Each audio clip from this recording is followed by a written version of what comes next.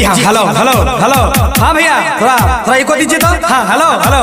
हाँ ध्यान दीजिएगा, आप तमाम मिथिलावासी को सरस्वती पूजा के शुभ अवसर पर हार्दिक हार्दिक अभिनंदन करती है और करती रहेगी। हाँ डीजे वाला भैया, आप जरा मैथिली में मैथिली डीजे भसान सॉन्ग लगाइए। बोलिए सरस्वती मैया की जय।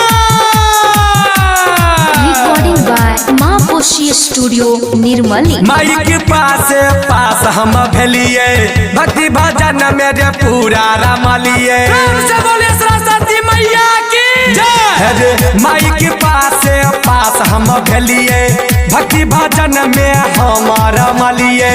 सुन रे यार सब बात हमर मान रे, सुन रे यार सब बात हमर मान रे। मूर्ति ले आने रे, डीजे पे बन रे, मालिक के घर होते हैं तई भाषण रे।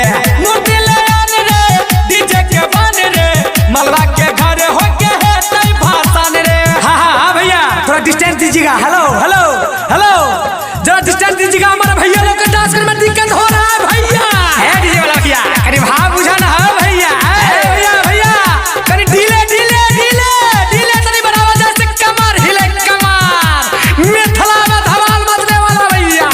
सब कोई नाच संग है तैने झगड़ा, मैथिली गाना पे डांस है तगड़ा। बोलिए सरस्वती मैया की जय। सब कोई नाचे संग है तैने झगड़ा, मैथिली गाना पे डांस है तगड़ा।